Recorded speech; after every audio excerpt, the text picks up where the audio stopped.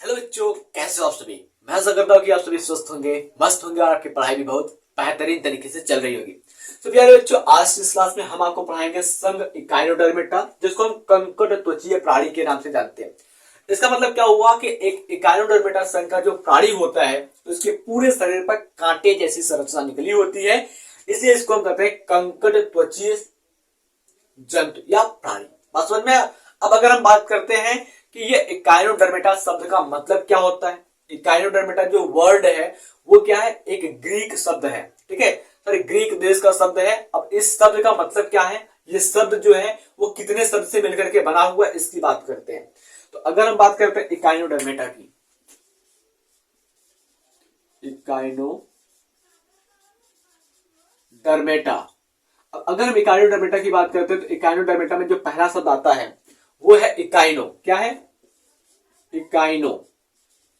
और दूसरा जो शब्द है वो है डर्मेटा। पहला क्या है? इकाइनो, दूसरा क्या है? डर्मेटा। अब अगर हम बात करते हैं इकाइनो का मतलब क्या होता है, इकाइनो का मतलब होता है स्पाइंस। क्या होता है? स्पाइंस। स्पाइंस, जिसको हिंदी में हम कहते हैं कांटा, कांटे कहते हैं ना। स्पाइंस का मतलब क्या होता है? कांटे। थोड़ा सा बड़ा लिखूं,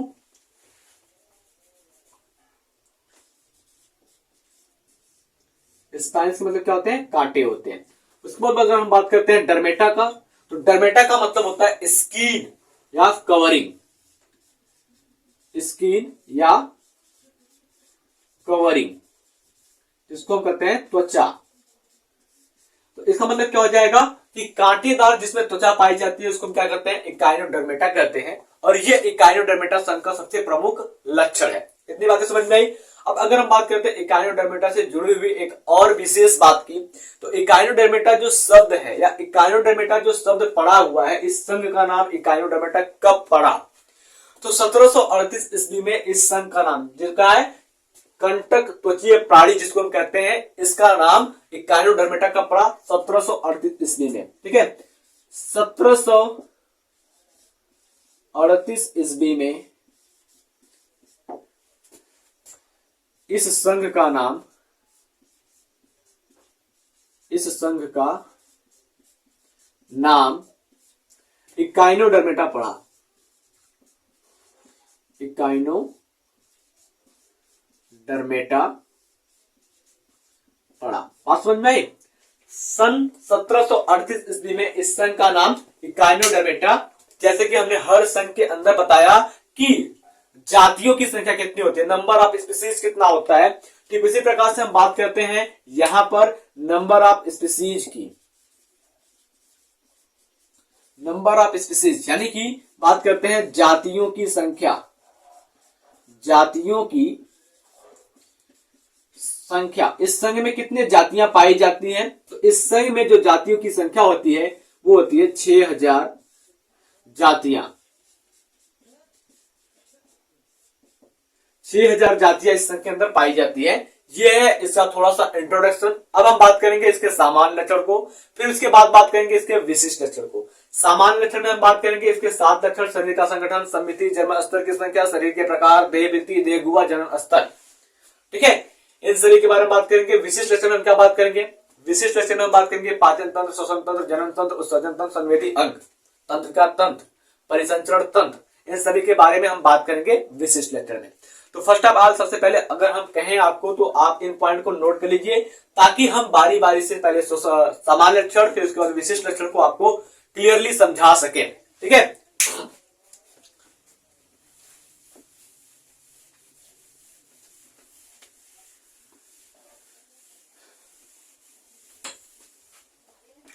तो सबसे पहले अगर हम बात करते हैं सामान्य लक्षण की,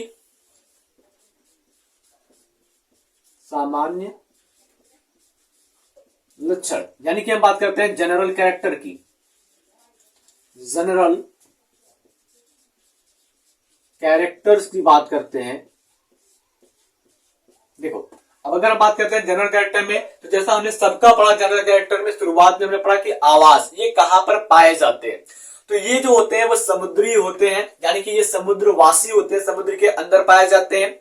उसके बाद हम इस पे पढ़ेंगे शरीर का संगठन कैसा होता है। तो यहाँ पर इनके जो शरीर का संगठन होता है वो अंग तंत्र स्तर का होता है, अर्थात यहाँ पर विभिन्न कार्यों को करने के लिए विभिन्न प्रकार के अंग पाए जाते हैं, अंग तंत्र पाए जाते हैं। उसके बाद समिति की बात करते हैं तो यहाँ पर समिति दो प्रकार की होती है। शुरुआती के दौर में इसमें समिति जो होती है वो द्विपार्श्व होती है। बाद में जब ये बड़े हो जाते हैं तो यहाँ पर पंचतई समिति आ जाती है, यानी कि अगर हम बात करते हैं तो पेंटामेरस रेडिया, ठीक है, पेंटामेरस रेडिया हो जाते हैं। और उसके बाद जन्म स्तर की संख्या बात करते हैं तो जन्म स्तर जो होता है वो 3 होता है, बाह्य, मध्य और अंत, ठीक है। तो बारी बारी से एक एक पॉइंट को जानते हैं और इसके अलावा जो हमने बताया उनके अलावा भी ढेर सारे लक्षण को हम जानेंगे। तो फर्स्ट ऑफ ऑल अगर हम सबसे पहले पॉइंट की बात करते हैं तो सबसे पहले पॉइंट में हम बात करेंगे इसके आवास के बारे में। इसका आवास क्या है, हैबिटाट, ये रहते कहां है। तो अभी हमने बताया कि ये क्या होते हैं, समुद्री होते हैं, समुद्र वासी होते हैं, समुद्रवासी होते हैं, मतलब क्या हो जाएगा, इनका आवास समुद्र है। दूसरी बात पर करते हैं, दूसरे नंबर पर बात करते हैं तो शरीर का संगठन, शरीर का संगठन, यानी कि बात करते हैं इसमें ऑर्गेनाइजेशन ऑफ बॉडी। तो यहां पर जो शरीर का संगठन होता है वो कैसा होता है, अंग तंत्र स्तर का, अंग तंत्र स्तर का संगठन पाया जाता है, ठीक है। तीसरे नंबर पर बात करते हैं तो यहां पर तीसरे नंबर पर अगर हम बात करें तो समिति आती है, जिसको हम कहते हैं सिमेट्री। तो यहां पर सिमेट्री जो होती है वो दो प्रकार से हो जाती है। पहला जो होता है वो आपकी द्विपार्श्व समिति होती है। समिति कैसी होती है, यहां पर दो प्रकार की, ठीक है। पहला जो आता है आपका वो आ जाता है आपका द्विपार्श्व समिति, द्विपार्श्व समिति, जिसको हम कहते हैं कि यहां पर जितने भी जीव होते हैं उनके जो अंग होते हैं दो बराबर भागों में बढ़ जाते हैं अगर इनको हम टॉप टू बॉटम, ऊपर से नीचे की ओर काटते हैं तब। तो अगर हम बात करते हैं जो इकाइनोडर्मेटा संघ के शिशुआ अवस्था यानी कि शुरुआती के दौर में जो जीव पाए जाते हैं वो क्या होते हैं, द्विपार्श्व समिति को दर्शाते हैं। यानी कि अगर हम कहते हैं द्विपार्श्व समिति किसमें पाई जाती है तो वो पाई जाती है शिशु अवस्था में, शिशु अवस्था में, शिशु अवस्था में क्या पाई जाती है, द्विपार्श्व समिति पाई जाती है। उसके बाद अगर हम बात करते हैं तो दूसरा क्या होता है, दूसरा होता है पंचतई आर्य समिति, पंचतई आर्य समिति, पंचतई आर्य समिति का मतलब क्या हो जाएगा, यहां पर 5 हिस्से जो होते हैं, जैसे कि अगर हम बात करते हैं स्टार फिश, स्टार फिश में क्या होता है 5 ठो इस प्रकार से निकला होता है, ठीक है। इस प्रकार से जो बनता है वो 5 ठो बनता है, ठीक है। तो अगर हम बात करते हैं पंचतई किसमें पाया जाता है तो वयस्क अवस्था में, जितने भी वयस्क अवस्था होते हैं, वयस्क अवस्था, वयस्क अवस्था में क्या होता है, पंचतई आर्य समिति होता है। बात समझ में आया। अब अगर हम बात करते हैं इसमें अगले पॉइंट की तो अगला पॉइंट क्या हो जाएगा भाई, अगला पॉइंट अगर जो हम बात करते हैं चौथे नंबर पर, तो चौथे नंबर पर यहां पर आ जाता है आपका देह प्रकार, किस प्रकार का इसमें शरीर होता है। यानी कि जैसे अगर हम बात करते हैं तो हमारा शरीर क्या है, सिर, गर्दन, ठीक है, वक्ष गुहा, उदर गुहा और पैर में बटा हुआ है। ठीक इसी प्रकार से इनका जो शरीर होता है वो कैसे होता है, तो हम बात करते हैं शरीर के प्रकार की या शरीर प्रारूप की ना, शरीर प्रकार, शरीर के प्रकार की अगर हम बात करते हैं तो शरीर का प्रकार कैसा होता है, तो इनका जो शरीर होता है वो तारे के जैसा होता है, सितारे के जैसा होता है, बेलनाकार होता है, गोलाकार या अंडाकार हो सकता है, ठीक है। और विशेष बात यह है कि इनके शरीर में कोई भी खंड नहीं पाया जाता, यानी कि ये खंडयुक्त नहीं होते हैं। तो कभी क्या लिखेंगे यहां पर, तो ये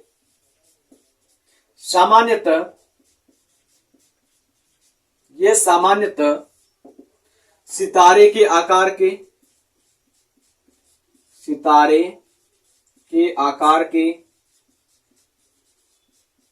सितारे के आकार के, कामा बेलनाकार बेलनाकार, कामा गोलाकार या अंडाकार होते हैं, अंडाकार होते हैं। इनका शरीर खंड रहित होता है। ठीक है, क्या होता है? खंड रहित होता है या अखंडित होता है। इनका शरीर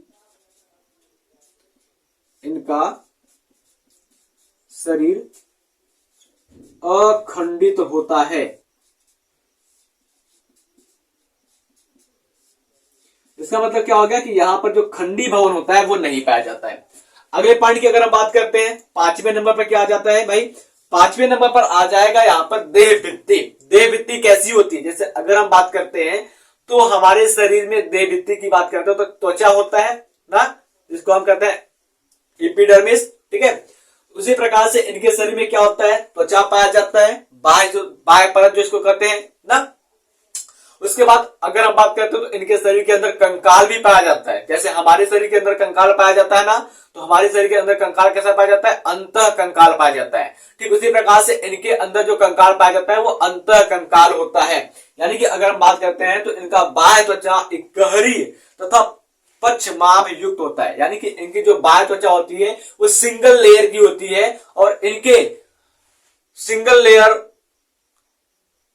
स्किन के ऊपर सीलिया लगा होता है। ठीक है, तो अगर हम बात करते हैं इनके शरीर की भित्ति की या फिर बात करते हैं देह भित्ति की, देह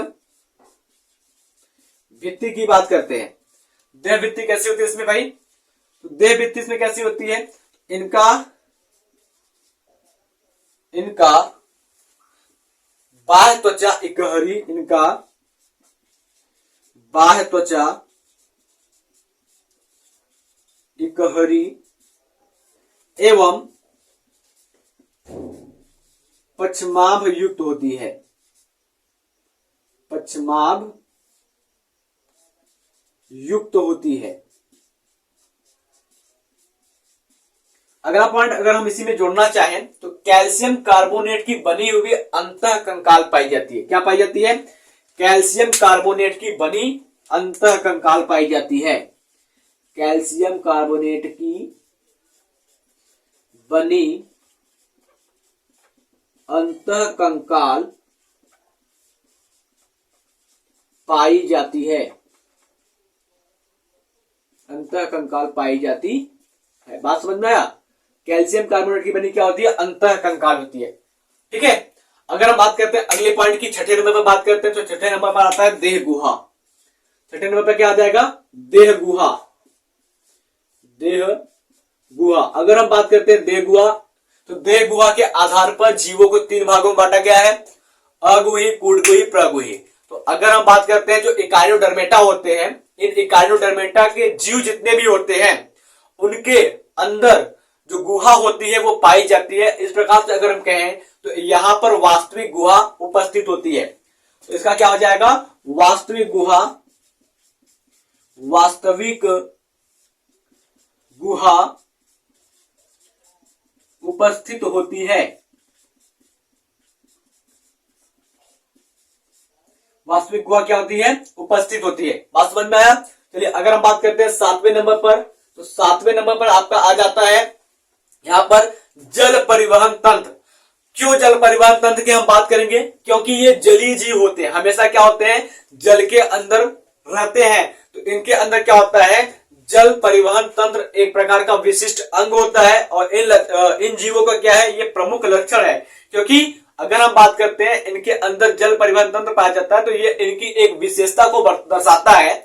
इनके अंदर पाए जाने वाले जल परिवहन तंत्र को कहते हैं एम्बुलेक्रल। ठीक है, क्या कहते हैं? एम्बुलेक्रल के नाम से जानते हैं, एम्बुलेकर तंत्र के नाम से हमको जानते हैं। ठीक है, तो अगर हम बात करते हैं जल परिवहन तंत्र की, जल परिवहन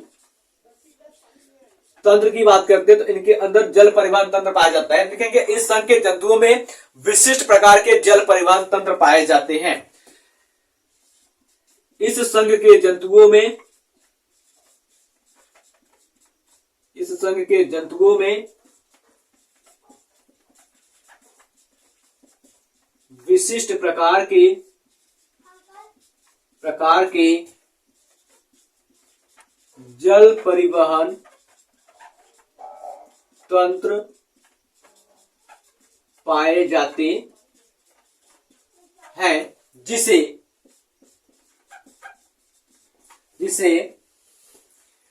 एम्बुलेक्रल तंत्र कहते हैं, जिसे एम्बुलेक्रल तंत्र कहते हैं। बात समझ में आई भाई कि अगर हम बात करते हैं जो इकाइनोडर्मेटा संघ के जंतु होते हैं, इनके शरीर के अंदर एक जल परिवहन तंत्र पाया जाता है जिसको हम क्या कहते हैं, एम्बुलेक्रल तंत्र के नाम से जानते हैं। और यह क्या है, इस संघ के जंतुओं का विशेष लक्षण है या इस संघ के जंतुओं की विशेषता है। तो मैं आशा करता हूं कि इतनी बातें आपको अच्छे से समझ में आ गई होगी। एक बार मैं फिर से आपको बताऊं इन बातों को। देखो, सामान्य लक्षण की बात करते हैं तो सबसे पहला लक्षण क्या है इसका, आवास। तो आवास में अगर हम बात करते हैं तो ये क्या होते हैं, समुद्री होते हैं। शरीर के संगठन की बात करते हैं तो इसमें अंग तंत्र स्तर का संगठन पाया जाता है। समिति की बात करते हैं, समिति का मतलब क्या होता है, सिमेट्री। इनका शरीर जो होता है वो कैसा होता है, तो यहाँ पर समिति दो प्रकार की होती है। द्विपाद समिति, ये द्विपाद समिति किसमें पाई जाती है, जब इनका जीव क्या होता है, शिशु अवस्था में होता है, छोटा होता है, तो इसमें द्विपाद समिति पाई जाती है। इसका मतलब क्या है कि इस संघ के जंतुओं को जब ये शिशु अवस्था में होते हैं तो इनको टॉप टू बॉटम, ऊपर से नीचे काटने पर ये दो बराबर बराबर भागों में बट जाते हैं। इनके अधिकतर अंग क्या होते हैं, जोड़े में पाए जाते हैं। कब, शिशु अवस्था में। उसके बाद बात करते हैं तो पंचतैय आर्य समिति कब पाया जाता है, वयस्क अवस्था में। यानी कि अगर आप बात करते हैं तो आपने कहीं पर स्टार फिश को देखा होगा, तो स्टार फिश के अंदर 5 आर्य समिति पाई जाती है, पंचतैय आर्य समिति पाई जाती है। ठीक है। उसके बाद अगर हम बात करते हैं तो यहाँ पर आ जाता है शरीर का प्रकार। जैसे हम लोगों का शरीर कैसा होता है, सिर, गर्दन, वक्ष गुहा, उदर गुहा में बटा होता है, पैर में बटा होता है। ठीक उसी प्रकार से जो इनका शरीर होता है वो कैसे बटा होता है, तो ये समानता कैसे होती है, सितारे के आकार का, स्टार। जैसे अगर हम बात करते हैं ये स्टार हो गया ना, इस सितारे के आकार का इनका शरीर होता है। ठीक है, बेलनाकार होता है, गोलाकार या अंडाकार होता है। ठीक है। उसके बाद बात करते हैं इनका शरीर जो होता है वो अखंडित होता है, यानी कि इसमें किसी भी प्रकार का कोई खंड नहीं पाया जाता, खंडी भवन नहीं पाया जाता। अगले पॉइंट की बात करते हैं, देहभित्ति आती है। देहभित्ति जिसको बॉडी वाल करते हैं, यानी कि इनका जो शरीर होता है वो किस चीज से ढका होता है। जैसे अगर हम बात करते हैं तो ये स्टार के जैसा इनकी शरीर होता है, तो इनके शरीर पे क्या होता है, इस प्रकार से कंटिकाएं पाई जाती है। और ये जो इनका त्वचा होता है वो त्वचा क्या होता है, एक गहरा होता है, सिंगल लेयर का होता है। और इस पे क्या होती है, पश्चिमाभिका पाई जाती है। इस प्रकार से क्या होती है, पश्चिमाभिका पाई जाती है जो इनके गमन में मदद करती है। ठीक है, इस प्रकार से पश्चिमाभिका पाई जाएगी और इनके गमन में मदद करेंगे। ऊपर से अगर हम बात करते हैं तो इनका जो कंकाल तंत्र होता है वो अंदर पाया जाता है शरीर के, और वो बना होता है कैल्शियम कार्बोनेट का। कई बात आई समझ में। आगे अगर हम बात करते हैं देह गुहा की, ठीक है, देह गुहा क्या होता है, इसमें देह गुहा के आधार पर जीवों को 3 भागों में बांटा गया है, अगुही, कूटगुही, प्रगुही। प्रगुही का मतलब होता है कि ऐसे जीव जिसमें वास्तविक गुहा पाई जाए। जी हाँ, इकाइनोडर्मेटा के जितने भी जीव हैं सभी के अंदर वास्तविक गुहा पाई जाती है, इसलिए इसको हम कहेंगे प्रगुही है। अगले पार्ट पर में बात करते हैं तो यहाँ पर आ जाता है जल परिवहन तंत्र। जल परिवहन तंत्र का मतलब क्या होता है, वाटर फ्लो सिस्टम की बात करते हैं। तो वाटर फ्लो सिस्टम क्या होता है, इस संघ के जंतुओं का एक विशेष लक्षण होता है, या फिर कह लें इस संघ का एक विशेषता होता है जल परिवहन तंत्र।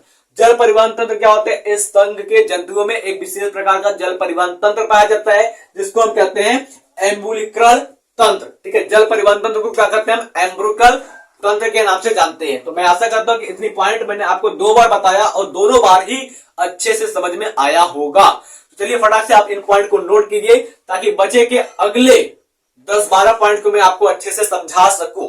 ठीक है,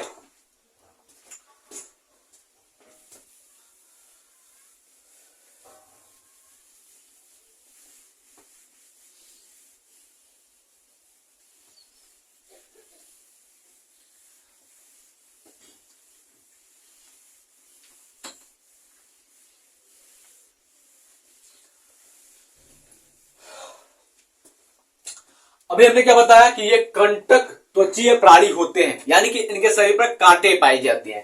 तो इन कांटों की उपस्थिति क्यों होती है, ये कांटे काम क्या करते हैं, और कांटों के अलावा इनके शरीर में पेडिसिलेरी नाम की एक अंग पाई जाती है, एक भाग पाई जाती है। इस पेडिसिलेरी का क्या काम है, इन दोनों के बारे में हम जानेंगे।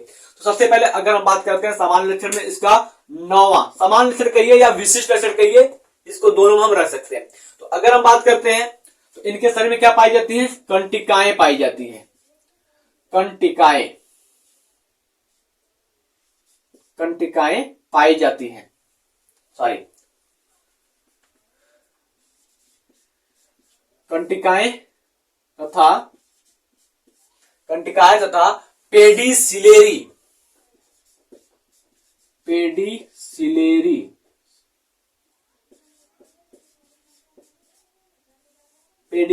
अब देखो अगर हम बात करते हैं कंटिकाएं की, तो कंटिकाएं क्या करती हैं, इनके शरीर को सुरक्षा प्रदान करती हैं। कंटिकाएं की बात करते हैं तो कंटिकाएं क्या करती हैं, कंटिकाओं का काम होता है सुरक्षा प्रदान करना। ये सुरक्षा प्रदान करती है। कंटिकाएं क्या करती हैं, सुरक्षा प्रदान करती है। उसके बाद अगर हम बात करते हैं पेडिसिलेरी का क्या होता है, तो पेडिसिलेरी का काम होता है इन जंतुओं के शरीर के ऊपर कोई मलबा यानी कि कचरा जो होता है वो आ जाए या कोई सूक्ष्म जीव आ जाए, उसको हटा करके इस जीव के शरीर को साफ रखने का काम करती है। तो अगर हम कहें पेडिसिलेरी का काम क्या होता है, तो शरीर पृष्ठ पर आए मलबे तथा सूक्ष्म जीवों को हटाकर सफाई रखने में या सफाई करने में सहायक है। ठीक है, तो शरीर पृष्ठ पर आए मलबे या सूक्ष्म जीव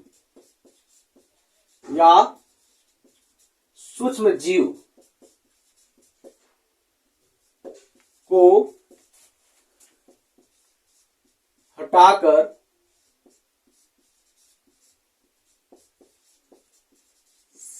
सफाई करने में सहायक होती है। सहायक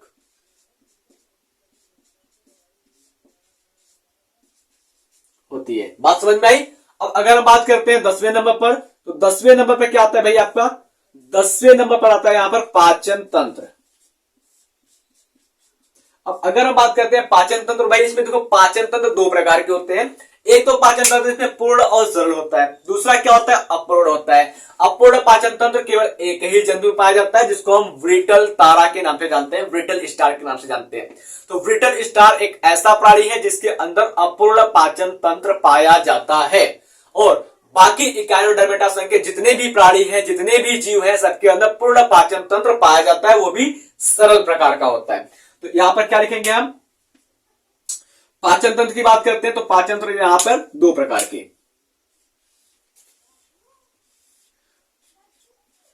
पूर्ण पाचन तंत्र और अपूर्ण पाचन तंत्र। पूर्ण पाचन तंत्र पाया जाता है और अपूर्ण पाचन तंत्र। तो पूर्ण पाचन तंत्र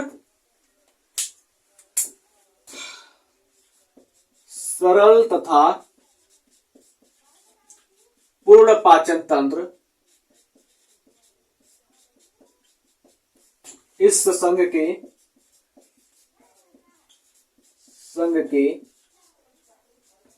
जंतुओं में पाया जाता है। इस संघ के जंतुओं में पाया जाता है। अपवाद स्वरूप आपका एक जंतु मिल जाता है यहां पर, बिट्रिल। ठीक है, बिट्रिल तारा। क्या है आपका, बिट्रिल तारा में अपूर्ण पाचन तंत्र पाया जाता है। बिट्रिल तारा, बिट्रिल स्टार। बिट्रिल स्टार नाम का एक जीव है जिसमें अपूर्ण पाचन तंत्र पाया जाता है, में अपूर्ण पाचन तंत्र पाया जाता है। यानी कि अगर हम बात करते हैं जो बिट्रिल स्टार है, इसमें इनकम्प्लीट डाइजेस्टिव सिस्टम पाया जाता है। उसके बाद एक्सेप्ट बिट्रिल स्टार all the animal of phylum Echinodermata have complete digestive system. Is okay? अगर हम बात करते हैं 11वें नंबर पर क्या है, तो 11वें नंबर पर अगर हम बात करते हैं तो यहां पर आता है परिसंचरण तंत्र। परिसंचरण परिसंचरण तंत्र में सबसे बड़ी बात बताते हैं यहां पर। तो यहां पर जो होता है वो हृदय यानी कि जो ब्लड को पंप करता है पूरे शरीर के अंदर, वो नहीं पाया जाता। तो यहां पर क्या लिख देंगे हम, हृदय अनुपस्थित है, हृदय अनुपस्थित होता है। बात समझ में आई भाई कि इकाइनोडर्मेटा संघ के जितने भी प्राणी होते हैं उसमें हृदय नहीं पाया जाता है। अगले नंबर पर अगर हम बात करते हैं, 12वें नंबर पर बात करते हैं श्वसन की। ठीक है, किसकी, श्वसन की। तो श्वसन की बात करते हैं तो यहां पर श्वसन तंत्र जो होता है उपस्थित होता है। क्या होता है भाई, श्वसन तंत्र, श्वसन तंत्र उपस्थित होता है। श्वसन तंत्र क्या होता है, उपस्थित होता है। अब अगर हम बात करते हैं तो यहां पर जो अलग अलग प्रकार के जंतु होते हैं उसमें अलग अलग प्रकार का श्वसन तंत्र पाया जाता है। तो हम कुछ जंतुओं के नाम बता रहे हैं और उसमें पाए जाने वाले श्वसन तंत्र का नाम बता रहे हैं। ठीक है, देखो अगर हम बात करते हैं सबसे नंबर 1 पर, सबसे नंबर 1 पर आ जाता है आपका समुद्रीय आर्चिन। क्या, समुद्रीय आर्चिन, समुद्री आर्चिन। ठीक है, समुद्री आर्चिन की बात करते हैं तो समुद्री आर्चिन में जो श्वसन तंत्र होता है वो पेरिस्टोमिनल गलफड़ों द्वारा होता है। किसके द्वारा, पेरिस्टेमिनल गलफड़ों के द्वारा श्वसन होता है। पेरिस्टोमिनल पेरिस्टोमिनल गलफड़ों द्वारा, पेरिस्टोमिनल गलफड़ों द्वारा होता है। दूसरे की बात करते हैं तो दूसरा जो जंतु है यहां पर वो आता है आपका ब्रिटिल स्टार, यानी कि ये वाला जिसमें अपूर्ण पाचन तंत्र पाया जाता है। ठीक है, ब्रिट्रिल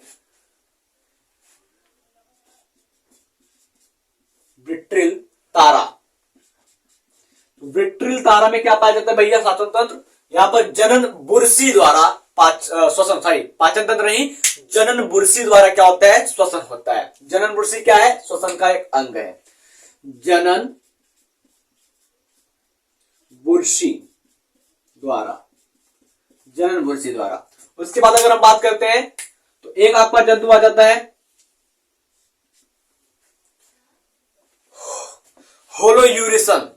क्या आता है, होलोयूरियंस, होलोयूरियंस। ठीक है, होलोयूरियंस एक नाम का जंतु है जो कि इकाइनोडर्मेटा संघ में पाया जाता है। तो इसमें जो श्वसन होता है वो क्लोएकल श्वसन वृक्ष द्वारा होता है। किसके द्वारा, क्लोएकल श्वसन वृक्ष द्वारा, क्लोएकल श्वसन वृक्ष द्वारा इसमें श्वसन होता है। बात समझ में आया। अब अगर हम बात करते हैं आखिरी नंबर पर जो हम एग्जांपल ले रहे हैं वो हो जाएगा आपका स्टार फिश, यानी कि तारा मछली। तारा मछली कहिए या तारा मीन कहिए या स्टार फिश कहिए, ठीक है, या सितारा मछली कहिए। तो इसमें जो श्वसन होता है वो डर्मल ब्रांकी द्वारा होता है। डर्मल ब्रांकी द्वारा, डर्मल ब्रांकी द्वारा। बात समझ में आई। एक बार फिर से मैं आपको बताऊं तो यहां पर जो श्वसन होता है वो श्वसन तंत्र उपस्थित होता है। किसमें, जो इकाइनोडर्मेटा संघ के जंतु होते हैं यहां पर श्वसन तंत्र उपस्थित होता है। अलग अलग जंतुओं में अलग अलग प्रकार के श्वसन तंत्र होते हैं, अलग अलग अंगों के द्वारा श्वसन होता है। उनमें से कुछ एग्जाम्पल हमने लिया है। कौन, समुद्री आर्चिन जिसमें पेरिस्टोमिनल गलफड़ों द्वारा श्वसन पाया जाता है। दूसरा क्या है, ब्रिटल तारा जिसमें हम जनन बुरसी द्वारा कह सकते हैं श्वसन होता है। तीसरा जो है आपका होलोयूरियंस है, इसमें क्लोएकल श्वसन वृक्ष द्वारा श्वसन होता है। उसके बाद बात करते हैं तारा मछली। तो तारा मछली में डर्मल ब्रांकी द्वारा श्वसन होता है। बात स्पष्ट हुआ। तो आप फटाक से इन पॉइंट को नोट कीजिए ताकि मैं अगले पॉइंट को अच्छे से आपको एक्सप्लेन कर सकूं। ठीक है,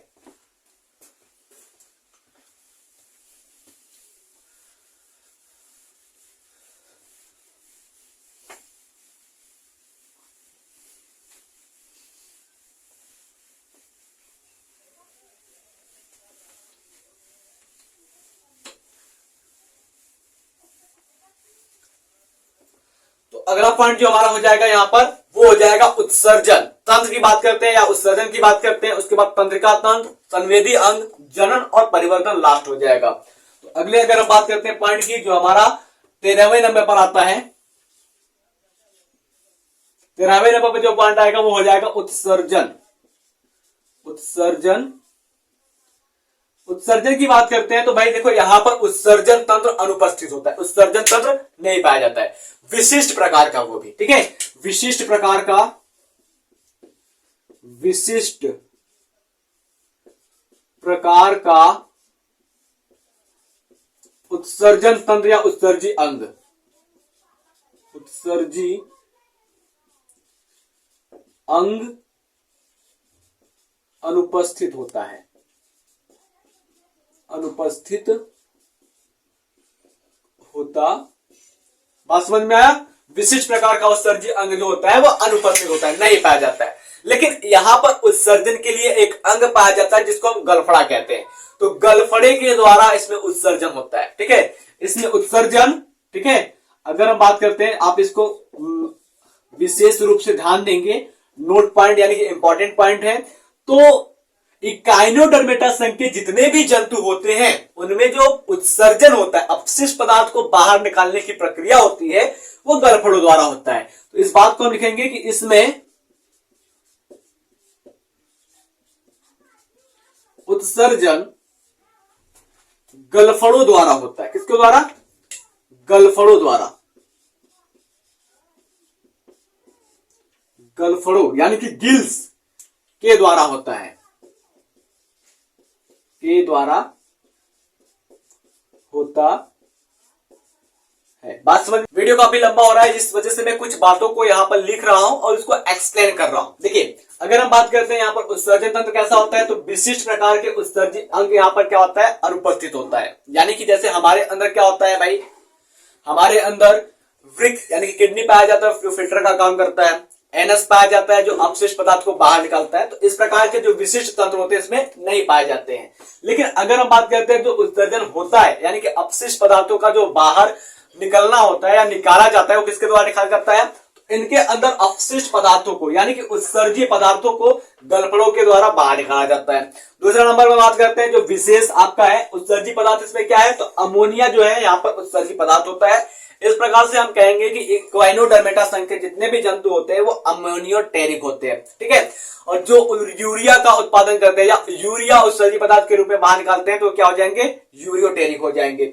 उसके बाद अगर हम बात करते हैं इसमें तंत्रिका तंत्र यानी कि नर्वस सिस्टम की बात करते हैं, तो यहाँ पर जो नर्वस सिस्टम होता है वो तो पाया जाता है, लेकिन सबसे खास बात यह है कि इनके तंत्रिका तंत्र के अंदर जो मस्तिष्क होता है यानी कि जो ब्रेन होता है, जो कि हमारे पास है, वो इकाइनोडर्मेटा संघ के जितने भी जंतु होते हैं उनके पास मस्तिष्क नहीं पाया जाता है। अगले पॉइंट की अगर हम बात करते हैं तो अगला पॉइंट यहाँ पर आ जाता है संवेदी अंग। तो हमारे पास क्या है, 5 प्रकार के संवेदी अंग है, ठीक है। हमने कई बार आपको बताया है कि हमारे शरीर के अंदर जो 5 संवेदी अंग हैं वो कौन कौन से हैं। तो this is the question for you, यानी कि ये आपके लिए एक प्रश्न है और आप इसका जवाब हमें कमेंट बॉक्स में बताएंगे कि मानव के अंदर पाए जाने वाले 5 संवेदी अंग कौन कौन से हैं, ठीक है। तो अगर हम बात करते हैं जो इकाइनोडर्मेटा संघ के संवेदी अंग होते हैं वो क्या होते हैं, अल्प विकसित होते हैं, पाए तो जाते हैं लेकिन पूरी तरह से विकसित नहीं होते हैं। उसके बाद अगर हम बात करते हैं आखिरी पॉइंट की, तो यहाँ पर जनन आता है। जनन यानी कि एक ऐसी प्रक्रिया जिससे कोई भी जीव अपनी संख्या या अपनी अस्तित्व को बनाए रखने का कार्य करती है, ठीक है। तो जनन क्या होता है भाई, इसमें इकाइनोडर्मेटा संघ के जितने भी जंतु होते हैं सभी के अंदर क्या होता है, लैंगिक जनन यानी कि सेक्सुअल रिप्रोडक्शन पाया जाता है। That is the key point. ये आपको बताता है कि यहाँ पर जो मेल और फीमेल होते हैं वो सेपरेट बॉडी में होते हैं, यानी कि ये कह रहा है कि जो नर और मादा होते हैं वो अलग अलग शरीर के अंदर पाए जाते हैं। इसका मतलब ये हुआ कि इकाइनोडर्मेटा संघ के जितने भी जंतु होते हैं वो कैसे होते हैं, एक लिंगी होते हैं। उसके बाद अगर हम अगले पॉइंट की बात करते हैं तो यहाँ पर क्या होता है, पुनरुद्भवन की अपार क्षमता पाई जाती है। किसमें, इकाइनोडर्मेटा संघ के जितने भी जंतु होते हैं इसमें पुनरुद्भवन की अपार क्षमता पाई जाती है। इसका मतलब क्या हुआ कि किसी भी जीव को हम कहीं से भी काट दें वहां से वो अपने आप को बढ़ाने की क्षमता रखते हैं। उसके बाद अगले पॉइंट की बात करते हैं, जनन के अंदर ही है तो इसमें निषेचन जो होता है वो बाह्य होता है, यानी कि जो फर्टिलाइजेशन होता है वो शरीर के बाहर होता है। लास्ट पॉइंट की बात करते हैं तो लास्ट पॉइंट में आता है परिवर्तन, जिसको हम डेवलपमेंट कहते हैं। तो आपको हमने परिवर्तन के बारे में कई बार बताया, जितने भी संघ को पढ़ाया उस संघ में परिवर्तन के बारे में बताया, परिवर्तन क्या होता है। तो यहाँ पर परिवर्तन मुख्य रूप से दो प्रकार के होते हैं, एक प्रत्यक्ष परिवर्तन होता है और एक अप्रत्यक्ष परिवर्तन होता है। तो ये भी आपके लिए क्वेश्चन है, आप इसका जवाब यानी कि जो अंतर होता है प्रत्यक्ष परिवर्तन और अप्रत्यक्ष परिवर्तन, direct development and indirect development में डिफरेंस क्या होता है, उसको आप कमेंट में करके बताएंगे। खासकर मैं अगर हम बात करते हैं इकाइनोडर्मेटा संघ के जंतुओं में परिवर्तन किस प्रकार का पाया जाता है, तो अप्रत्यक्ष परिवर्तन पाया जाता है। इतनी बातें क्लियर हुई।